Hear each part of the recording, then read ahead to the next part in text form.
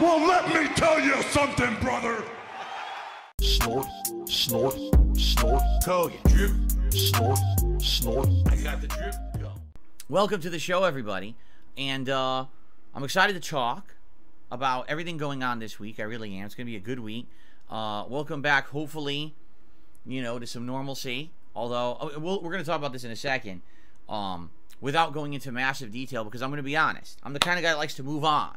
Okay, so he's starting off with a hardcore lie. I love it. Because when has DSP ever been the type of guy that likes to move on? I mean, he placed 4th place at EVO in what, 2006, 2007, and he never ever let it go. To this day, he still brings it up every so often. He won some random Tekken Mall tournament, and he still has the trophy to this day. This is the same guy that'll state that all of the negativity and hatred that surrounds him stems from one guy, Evil AJ, back in 2013, creating the original This Is How You Don't Play. And that alone is pretty much what brought down the DSP gaming empire that he was building. And that's just factually not true, because there's documentation of people hating on him and disliking him way before he was even on YouTube. This is Mr. Likes to Move On, but he's constantly name dropping every other creator that he's ever had an interaction with in an effort to put himself above them. I just don't think that it's a good idea to start your video by just straight lying to people's faces. I'm not the kind of guy that likes to dwell on negativity and annoyances, right?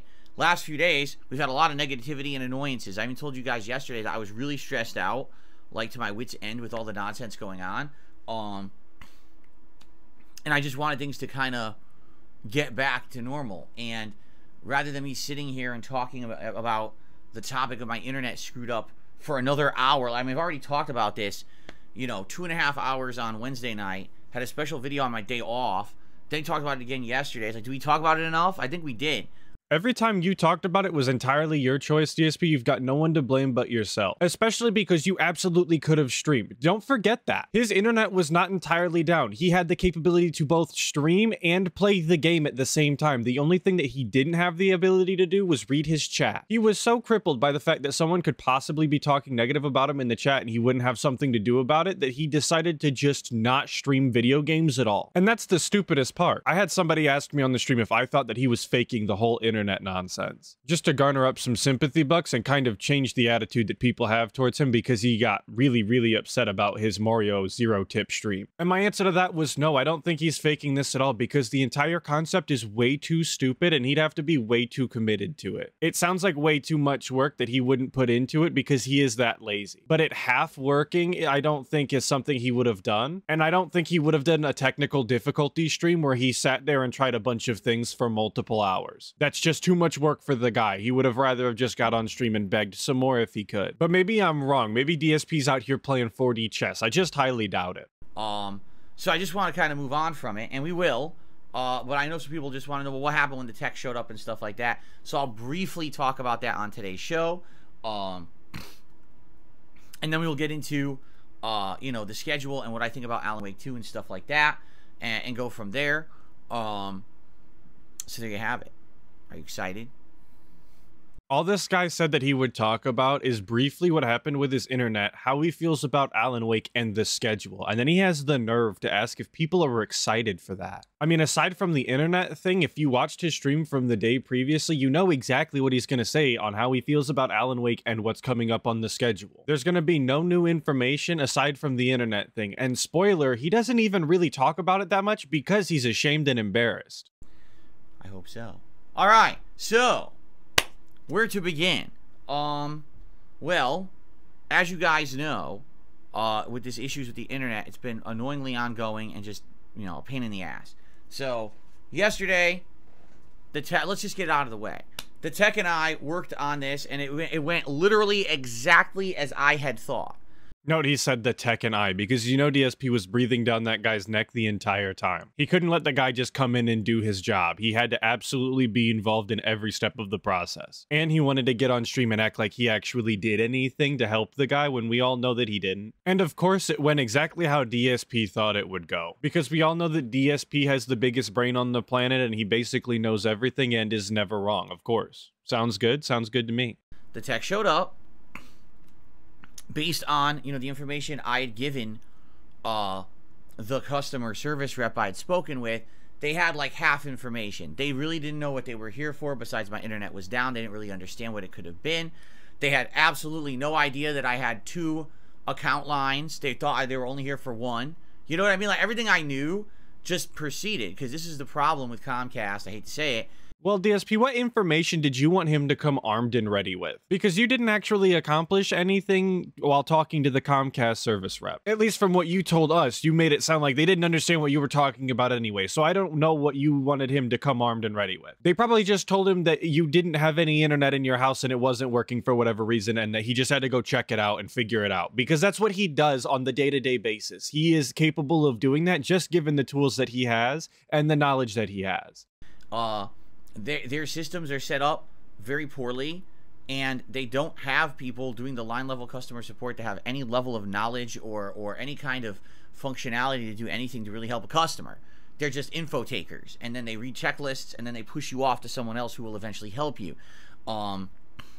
And I said this in the last video, that these checklists, these procedures that they run through where they ask you all these questions and try and define what the problem actually is, they do that for a reason. He acts as if, like, they just don't want to help him. These are customer service reps. They don't actually know the information, but they can guide you to where you need to be and solve a couple of simple problems if your problems match the checklist or whatever. Why would they have actual Comcast technicians doing customer support when it would be much more helpful to everybody if they were able to go out and actually do the fixing of the problems like they're supposed to? To me, that's like if you went to the cashier and asked them where a certain item was at the grocery store and they couldn't tell you because they don't actually stock any food. They are solely a cashier, but they could guide you to somebody who could tell you where the thing is, or they could give you a rough guesstimate about maybe where it is just based off of the store layout that they know. Because different jobs in a company have different job descriptions, and not everybody has to know the same things. It's more important that a customer service rep understand how to do customer service instead of actually solve your problems. So I'm not surprised the guy comes into the house with zero knowledge of what is really going on, or how this is, you know, how to do anything. Well, DSP, if you're not surprised and this is going exactly how you expected it to go, I don't even know why you would bother saying this to anybody. It should just be par for the course and not worth mentioning. Also, in that little sentence there, he said that the tech came in and didn't know how to do anything. I don't know if he just meant that they didn't know how to do anything because they didn't have the information and they had to figure out what was going on first, so he couldn't immediately go and do the things that he needed to do, or if he means that the tech actually didn't know how to do anything and was bad at his job. DSP's not exactly a wordsmith. But regardless of what he meant, the truth is that the guy at least knew how to do something because DSP's internet got fixed. So anyway, to make a long story short, because I can sit here and tell you about every single step of the process and everything we tested, but after over an hour of testing various different things and saying, what's this, what's that, what's this, let's test this, let's test that, let's test this, let's test that.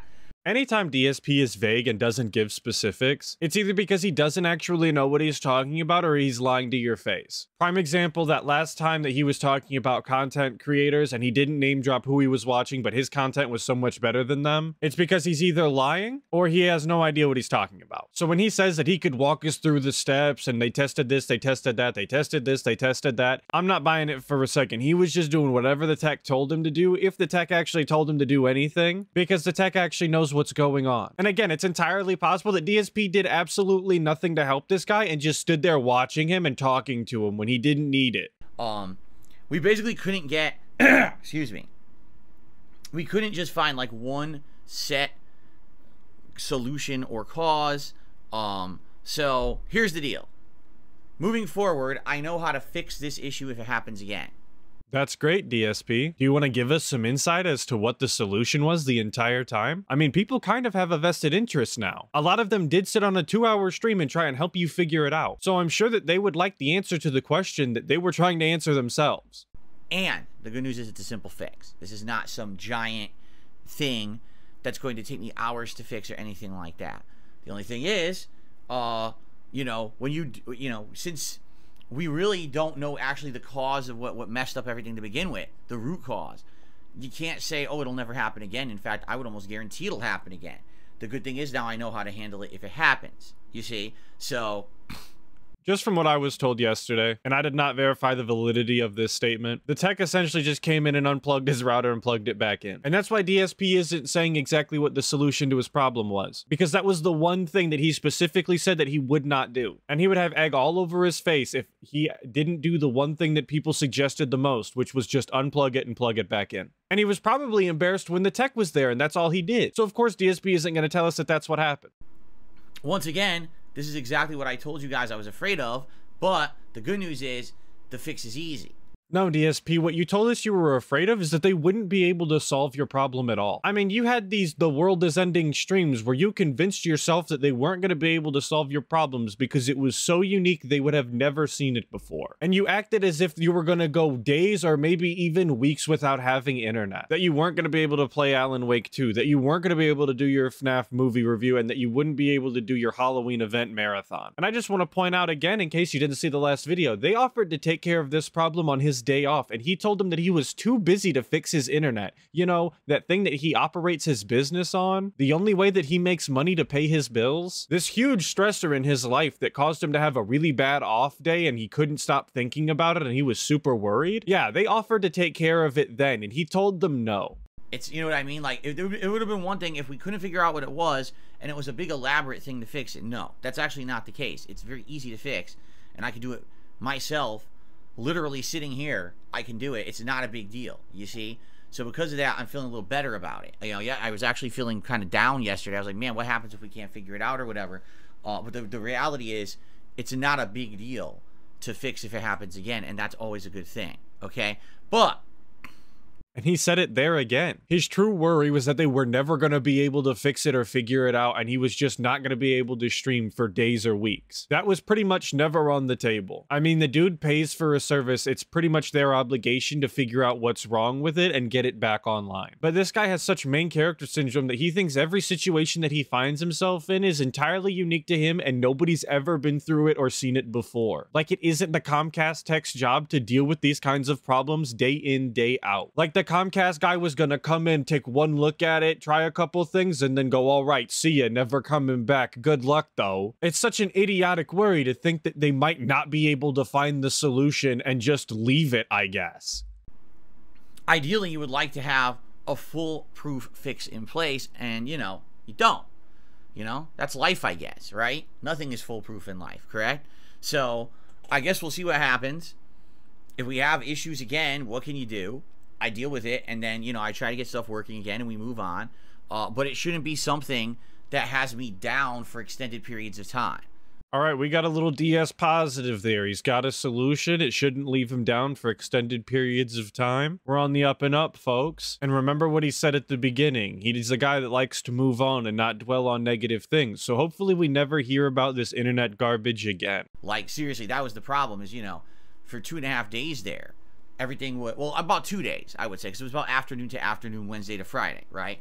For about 2 days, you know, I didn't have my internet working downstairs at all. It wouldn't work. And up here, it was like half capacity, barely working. Again, they offered to come by and fix it Thursday, but you refused because you were too busy doing absolutely nothing. So don't sit here and throw yourself a pity party because it was 2 days when it definitely could have just been the one. Because you definitely could have canceled that god-awful hair appointment that you had, and you probably wouldn't look as stupid as you do now. And you would have got your internet back. And that's not, you know, number one, I'm a customer. I'm a paying customer. My stuff should be working. And number two, I got a business to run, right? I got content to put out for you guys. So, yeah, DSP, because the Comcast guy actually gives you shit whether or not you have content to put out. He just says that like it's an actual factor into whether or not they're gonna help him. Like it's a factor that they take into consideration when deciding when they're gonna help him. The Comcast CEO is gonna get a paper across his desk that says DSP needs help and stop everything he's doing to make sure that he puts his best guys on the job because DSP has content to put out. So yeah, we'll see and hope for the best and fingers crossed and everything. But like I said, it's actually not the end of the world. If it happens again, I know what to do to fix it. I just hope it's not a ginormous recurring problem.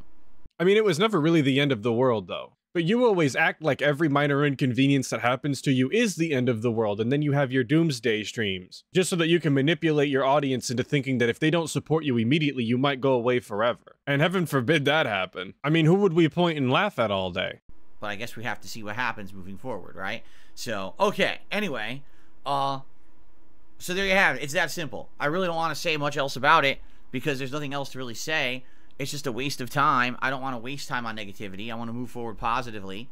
And just like that, he's trying to change the subject so he doesn't have to tell everybody what the solution was. Again, because he's embarrassed because it was a simple solution. Even if it wasn't actually just unplugging it and plugging it back in, it was so simple that he's ashamed enough that he's not willing to tell us. Because we all know with DSP that if it was something absolutely absurd that he never could have gotten in a million years, he would absolutely love to tell us how stupid Comcast is and how their service doesn't make any sense and it was super convoluted. How was anybody supposed to guess that? Blah, blah, blah. He would absolutely jump at that opportunity to shit all over a different company. But because the solution was simple and something that he could have done the entire time, he doesn't want to tell you. He doesn't want to give you what the answer was. With all the good news stuff that's going on right now, and I think that's what we should really focus on today. Okay? So, good stuff, and welcome. Welcome, welcome, welcome. And I hope that you are ready for good stuff today. Because, man, are we now into the fall gaming season. We might be in the fall gaming season, but we're also in the super secret double feature. And the second clip is a bit short, but I did want to take a look at it because the guy lost 240 members, so he's gonna super beg for more members. We love ourselves a good begman around here.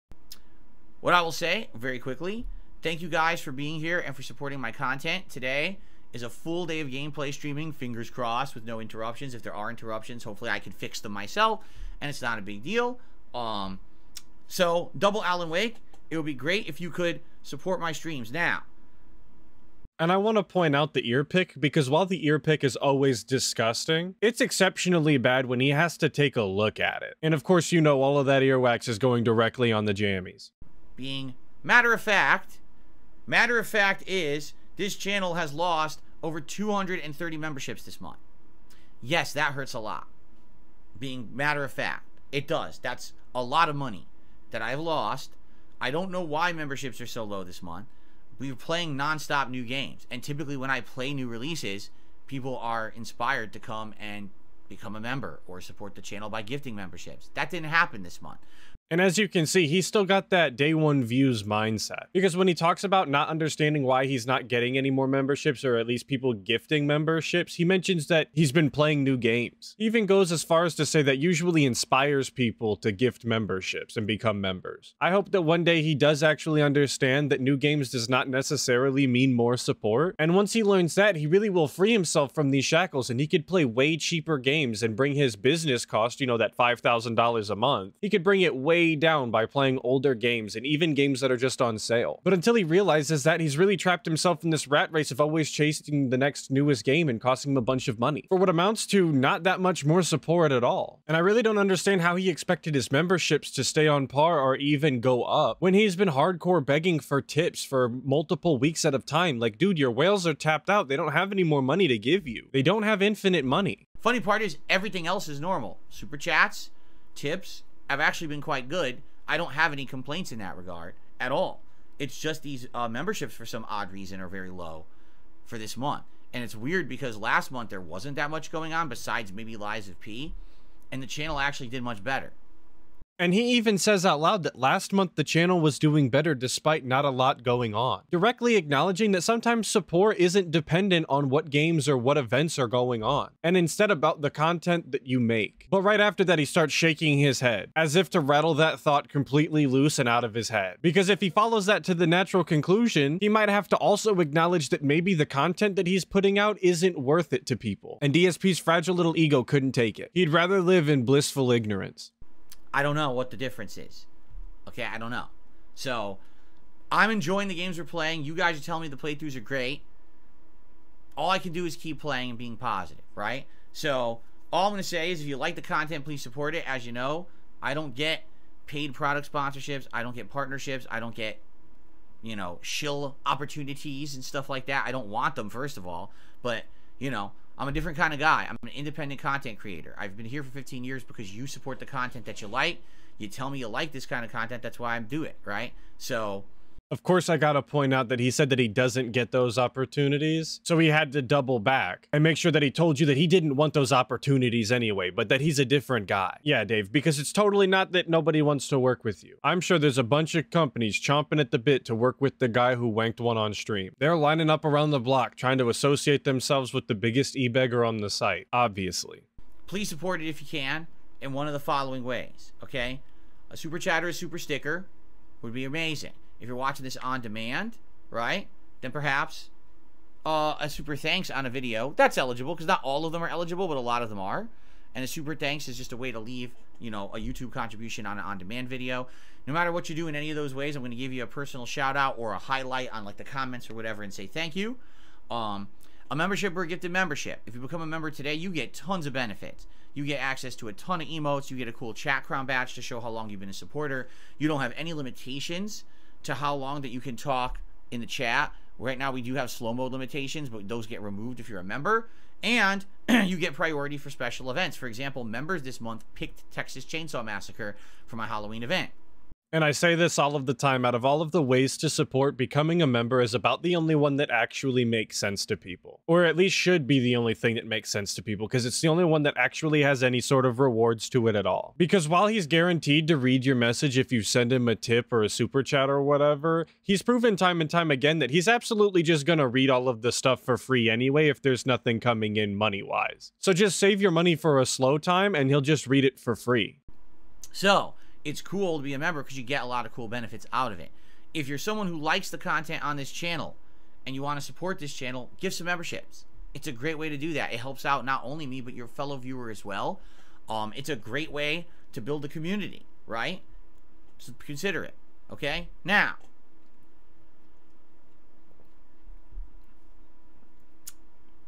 tipping is also a great way to support.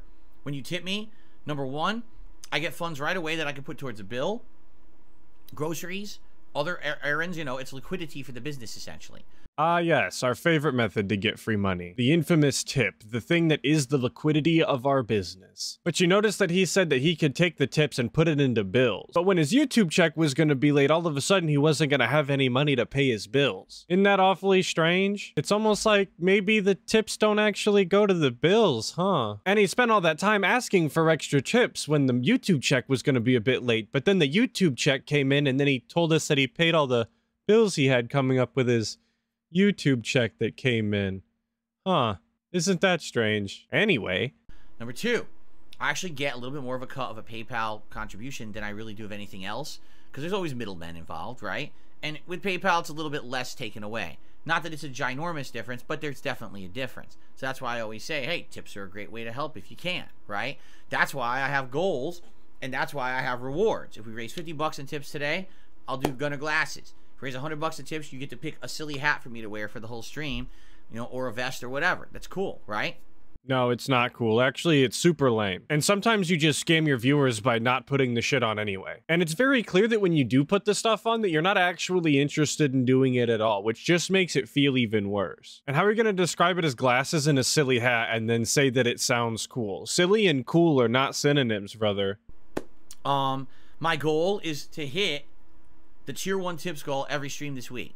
50 bucks on every stream. Is it possible? Probably not. All right, just being honest. I didn't even hit it last night on the late stream. But, you know, it all evens out. Sometimes you have a good day. Sometimes you have bad days. Sometimes you have a good stream, a slow stream. It happens, right? But as long as I can kind of average that out, then it'll be fine. So if you like the content, please support it in some way.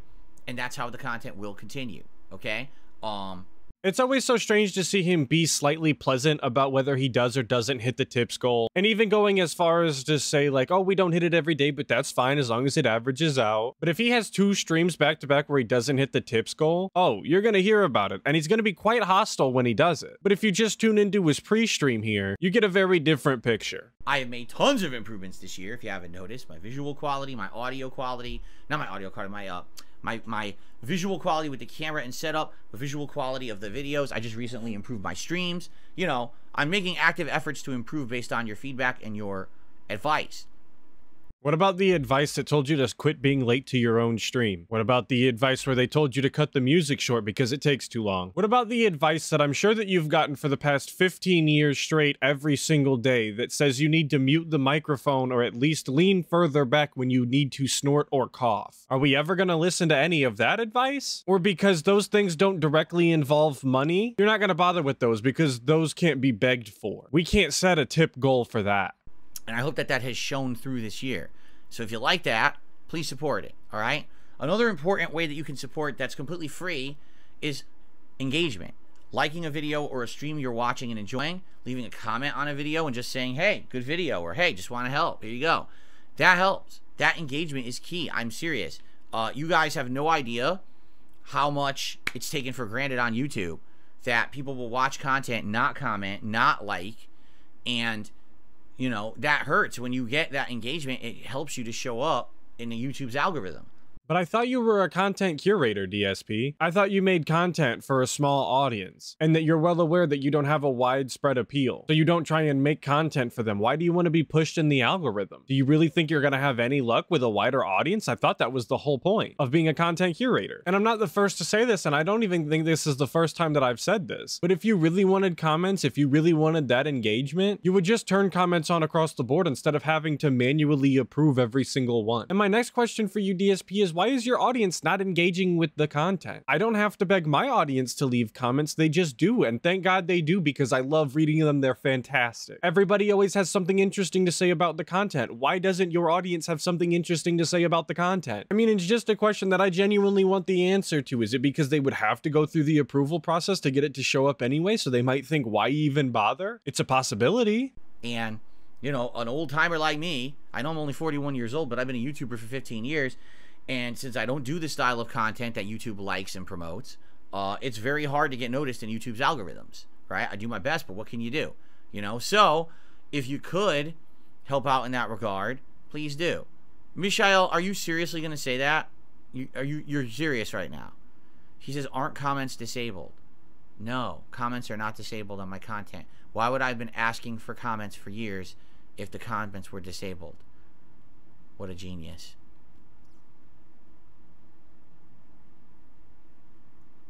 No, idiot, they're only half disabled. Only the comments that don't speak directly to DSP in a positive manner. Those are the only comments that are disabled. If you're gonna say nice things, DSP will obviously approve it. How dumb could you be? I'm being facetious, and that's entirely stupid. DSP's a clown for that. But that's gonna be the end of today's video. We had to take a look at the end of the internet storyline that we were getting over the past week. It's really on brand for DSP to weasel his way out of having to admit that he was wrong and should have just unplugged the thing to begin with. But what can you do? It is the guy. Of course, we got to give another big shout out to Snort Hogan for both clips on this one. Thank you so much, brother. I appreciate it. You do fantastic work. And obviously, big ups all of you guys for watching. I really appreciate your time. And of course, all of your comments. I'm reading them. I'm looking at them. I'm liking. Hopefully, I'll catch all of you guys in the next video. But until then, make sure that you check out other detractor channels and dive deeper into that Snortex.